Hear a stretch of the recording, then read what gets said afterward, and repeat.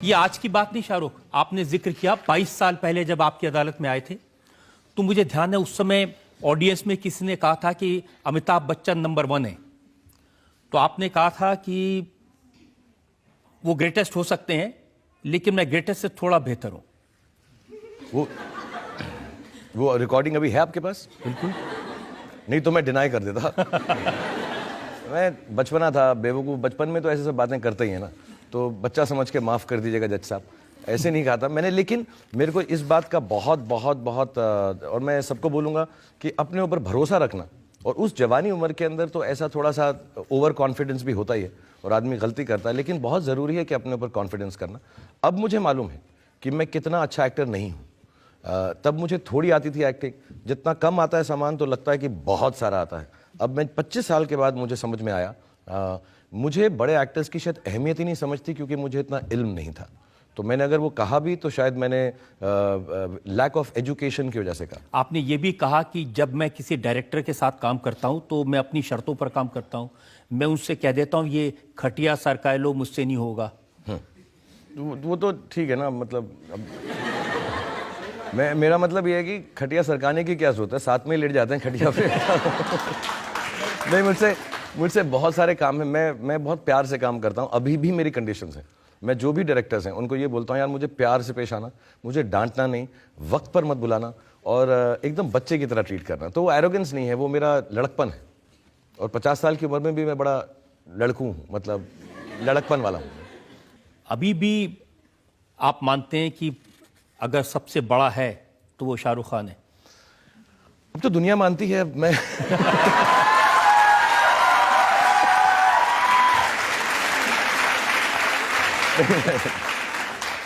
ये मेरा, मैं क्लियर बदले नहीं है। हाँ, नहीं मैं 22 साल पहले एरोगेंट था, आज भी हूं और कल भी रहूंगा।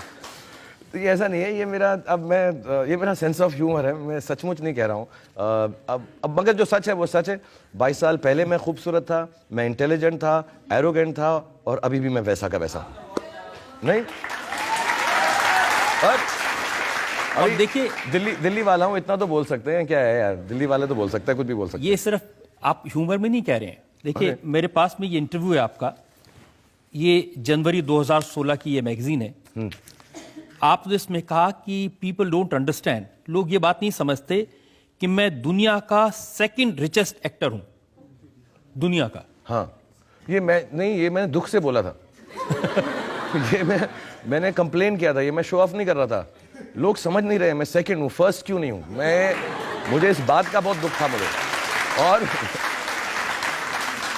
और सच्ची बात यह है कि ये गलत इंफॉर्मेशन है। मैं आपको एक छोटी सी कहानी बताऊंगा कि जब ये न्यूज़ आई थी तो मेरी फिल्म हैप्पी न्यू ईयर हम बना रहे थे और हम क्लाइमैक्स का सेट लगा रहे थे, और मैं खार डांडा एक जगह है मुंबई में हमारे ऑफिस की तरफ, तो मैं गाड़ी में वहाँ जा रहा था और मेरे प्रोड्यूसर करीम का फ़ोन आया कि शाहरुख सेट लगाने के पैसे नहीं हैं। तो मैंने कहा यार कुछ पता करो, कोई शादी वादी फंक्शन हो रहा हो, जाके नाच लेता हूँ, पैसा सेट लगाने के पैसे नहीं। मैं सच बता रहा हूँ, बहुत बड़ा सेट था वो, हैप्पी न्यू ईयर का क्लाइमैक्स का, पूरा दुबई का सेट लगाया था हमने। तो मैंने कहा पैसे नहीं है, कुछ करना पड़ेगा, 12 दिन के अंदर पेमेंट करनी है। तो मैंने कहा हाँ यार कुछ हो, कोई फंक्शन हो, कोई हो, एक अवार्ड फंक्शन हो, बोलो मैं डांस वांस करके कमा लेते हैं हम। तो हम उस होड़ में लग गए। उस होड़ में था तो मैंने ट्विटर पे पढ़ा इस होड़ के अंदर कि मेरे पैसे नहीं है, कि Shahrukh Khan is the second richest actor in the world. तो मैं लानत है यार इसके ऊपर, यहाँ पे सेट लगाने को पैसे नहीं और इंटरव्यू में ये आ रहा है। तो मेरे को बहुत अजीब और आयरॉनिक लगा था। अच्छा, ये आपने सीरियसली निकाली। इसमें ये भी आपने कहा कि वो लोग ये नहीं समझते कि मैं सेकंड ऐसा आदमी हूं वर्ल्ड में जो अपनी एक्टिंग से कोई पैसा नहीं कमाता। मैं एक्चुअली नहीं कमाता हूं। मैं फिल्मों के लिए बिल्कुल पैसे नहीं लेता हूं। और आजकल तो जैसे लोग समझते हैं मेरी एक्टिंग, वैसे कोई पैसे नहीं देता मुझे एक्टिंग के। बट जेन्युइनली मैं नहीं लेता हूं। मैं एंडोर्समेंट्स के लेता हूं, मैं लाइव शोज़ के लेता हूं, मैं बहुत मेहनत से काम करता हूं। लेकिन फिल्मों में मैं हमेशा सब डायरेक्टर प्रोड्यूसर को कहता हूं आप फिल्म में लगा दो पैसा, फिल्म अच्छी होनी चाहिए। बट जेन्युइनली मैं कह रहा हूं, मैं ये आप किसी भी प्रोड्यूसर कभी यहाँ आपकी अदालत में आए जिन्होंने मेरे साथ काम किया, वो आपको कहेंगे शाहरुख कभी भी पैसा नहीं मांगता। कहता फिल्म में लगा दो, बच जाए, अगर कमा लो तो दे देना, वरना मत देना। और ये सच बता रहा हूँ मैंने पिछले 15-20 साल में किसी से ये नहीं बोला मुझे फिल्म का पैसा चाहिए। लेकिन मैं दूसरे काम इतने करता हूं और उनसे कमाता हूं और उनसे खाता हूं। बड़े मैं सच बता रहा हूं, मैं झूठ नहीं कह रहा हूं बिल्कुल, क्योंकि मैंने अच्छी फिल्में की हैं, बुरी फिल्में की हैं, लेकिन मुझको जेन्युइनली ऐसा लगता है मेरे लिए फिल्म बनाना एक पूजा है, मेरे लिए पार्टी है वो। तो मैं बहुत उसी तरह से, मैं धंधे की तरह फिल्मों में काम करता ही नहीं। बाकी सारी चीज़ें मैं बिजनेस की तरह करता हूँ, लेकिन मैं फिल्मों में काम जेन्युइनली पैसे नहीं लेकर करता। पब्लिक तो यही समझती है हाँ, कि शाहरुख खान जो करते हैं पैसे के लिए करते हैं। बहुत कि ये प्राइस होगा, वो होगा। मैं खुद सुनकर, आप किसी भी प्रोड्यूसर, मैं तो बोल के चला भी जाऊं झूठ, आप मुझे हैंग भी कर दो, लेकिन आप किसी से भी पूछ लीजिएगा, मैं हमेशा डायरेक्टर प्रोड्यूसर को कहता हूं, मुझे पैसा नहीं चाहिए, आप फिल्म में डाल दीजिएगा। और मेरे को जेन्युइनली ये मेरी क्या कहते हैं उसको, this is my greatest thing that I can do, to act in films. तो मैं उससे कभी भी बिजनेस की तरह आज तक एक्टर की तरह नहीं किया मैंने ऐसा। क्योंकि मैंने सुना कुछ एक्टर तन के लिए करते हैं, कुछ मन के लिए, कुछ धन के लिए। तो शाहरुख धन वाले में है या फन वाले में है? मैं तो यार तन मन धन, फिल्मों के लिए गाना है मेरा, तन मन धन सब है तेरा। ये मैं किसी लड़की के लिए नहीं गा रहा हूँ, फिल्मों के लिए। बिन तेरे क्या है मेरा, सचमुच रात दिन तेरे गुन गाता रहूं, ये मैं फिल्मों के लिए करता हूँ। मैं तन से, मन से, धन से, अगर मैं ऐसे ही करता रहा तो मैं एक दिन फकीर बन जाऊंगा। सच बता रहा हूँ, मैं सारा दिन मैं फिल्में बनाता हूँ और मेरी जिंदगी का सबसे बड़ा होप ये है कि मैं जो भी फिल्म बनाऊं बहुत ज्यादा लोग देखकर उसको खुशी महसूस करें, कमाई के लिए नहीं। और एक दिन हिंदुस्तान में एक ऐसी फिल्म बनाऊं, मैं बड़ा इस मामले में नेशनलिस्ट हूं, कि ऐसी फिल्म बनाऊं कि दुनिया देखकर कहेगा यार इंडिया के अंदर बेस्ट फिल्में बनती है। तो I want to be part of that, that's my dream. लेकिन अगर आप फिल्मों से पैसे नहीं कमाते तो फिर कहां से कमाते हैं? नाचता गाता रहता हूं, मैं जाता हूं पार्टीज में डांस करता हूं और प्राइड से करता हूं, शोज में करता हूं। और माशाल्लाह वहाँ बनी बहुत अच्छी मार्केट है मेरी, लाइव शो में बहुत मार्केट चल रही है मेरी आजकल, बहुत मस्त एकदम चल रहा है। मैं एंडोर्समेंट्स करता हूँ इतनी, आई थिंक मैं 20-21 एंडोर्समेंट्स करता हूँ।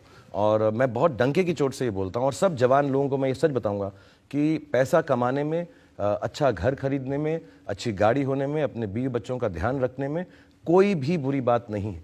लोग आपको बोलें कि मटेरियल चीज़ मत करो, आप जो है मतलब हिमालय चले जाओ और पैसे में कुछ नहीं है, बट है आप अच्छे पहले बच्चों को पढ़ाई दें, उनको अच्छा घर दें, और उसके बाद जो भी करना है, जो दिल जो लगता है, ऐसा मुझे फिल्मों में लगता है, उसको दिल खोल कर बनाएं। तो मैं जेन्युइनली, भगवान ने मुझे बहुत दिया है, मैं अच्छा कमाता हूँ और इन चीज़ों से कमाता हूँ और एकदम खुल के और खुशी से कमाता हूँ। आप वाइफ और बच्चों की बात कर रहे हैं, मुझे ध्यान है वो जो 22 साल पहले आपकी अदालत में आए थे, तो मैंने आपसे पूछा था कि जब आप सेट पर होते हैं तो हर 5 मिनट में अपनी वाइफ को, गौरी को फ़ोन करते हैं, तो अभी भी करते हैं या नहीं? अब तो अब मेरी आदत इतनी बुरी हो गई, हर 5 मिनट वो फ़ोन करके पूछती हैं कहाँ हूँ मैं। वो तो आपको भी आता होगा, मुझे ही नहीं सिर्फ। तो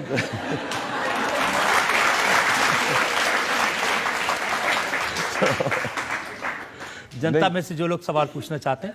हाँ, मैं पूछना चाह रही हूँ कि आपका इस मूवी में सबसे मेमोरेबल मोमेंट क्या है?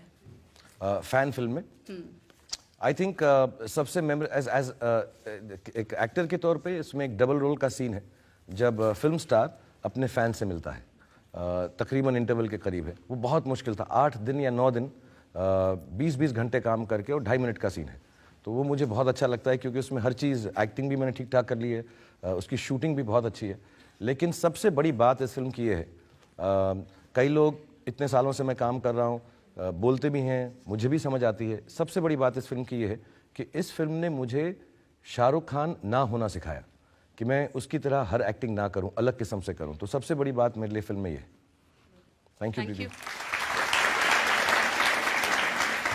ये भी सही है कि ये रोल ऐसा है जो आपको अवार्ड दिलवा सकता है? इस बार अवार्ड नहीं दिया तो छीन लूंगा। मतलब मैं बहुत लड़ाई कर लूंगा मैं। मतलब या तो छीन लूंगा या रोना शुरू कर दूंगा कि मैं और जिसको भी देंगे ना, जहां पर भी देंगे, मैं बाहर खड़ा रहूंगा और लेके ऐसा करके भाग जाऊंगा वहां से। लेकिन 22 साल पहले मुझे याद है आपकी अदालत, आपने कहा था कि आप खालिद मोहब्बत के पास गए थे जेब में पैसे डाल के कि भाई खरीदना है मुझे अवार्ड। हाँ, मुझको ऐसा लोगों ने बोला था कि ना ये लोग पैसे लेते हैं, ये करते हैं, और बहुत बड़े जर्नलिस्ट थे। मैंने काफ़ी बेवकूफ़ियाँ की उन महीनों में, 6-7 महीने में। तो मैं वहाँ पहुँच गया, मैं कहा यार ये अवार्ड मेरा होना चाहिए। आई थिंक बाजीगर फिल्म थी, काफ़ी अच्छी एक्टिंग की थी मैंने, हार कर जीतने वाले को बाजीगर कर।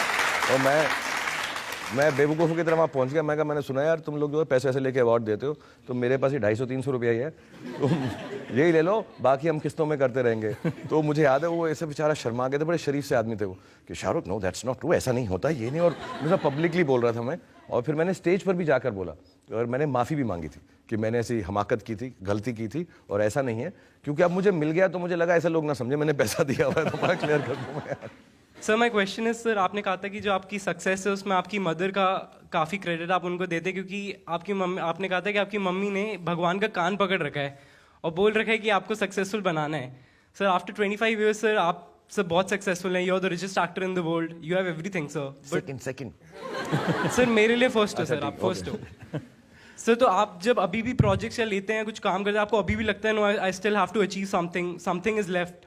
एब्सोल्युटली। मैं एक बात बताना चाहूँगा, हम खुदा ना करे, खुदा ना खास्ता किसी के साथ ऐसे बीते कि अपने जो हम जिनसे प्यार करते हैं, हमारे जो रिश्तेदार हैं, वो चल बसें। लेकिन ये एक ज़िंदगी की सच्चाई है कि ऐसा होता ही है और ऐसा सबके साथ होगा। मेरे साथ एक जल्दी उम्र में हो गया था, तो मेरा बिलीफ ये है कि यार चलो अगर मुझसे माँ बाप छिन गए और उनके प्राण पखेरु हो गए और उनको जाना ही था, तो कहीं ना कहीं पर एक अच्छा बात ये होगी कि वो जो है भगवान खुदा के पास बैठे हुए हैं कि अब हम आए हुए हैं यहाँ पे, तो ज़रा सेटिंग ठीक रहनी चाहिए, इसका साथ गलत नहीं होना चाहिए। तो मुझे ये सचमुच बिलीफ है।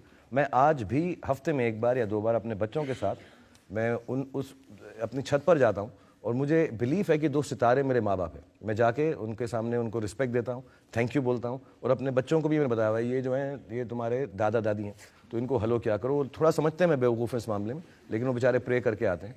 और आज भी जब मैं काम करता हूँ तो मुझे सिर्फ यही है कि जितने लोग मेरी फिल्म देखें उनको खुशी हो, क्योंकि सचमुच जो मुझे मिला है, मुझे ऐसा नहीं लगता कि मैं उसका हकदार हूँ। और उस हक को पाने की कोशिश में मैं ज़िंदगी भर काम करता रहूँगा कि एक दिन मुझे लगे मैंने इतना अच्छा काम किया कि आप लोगों ने जो इतना प्यार दिया है उसका हक जो है वो सही में मायने में मेरा बनता है। That's the only reason I work.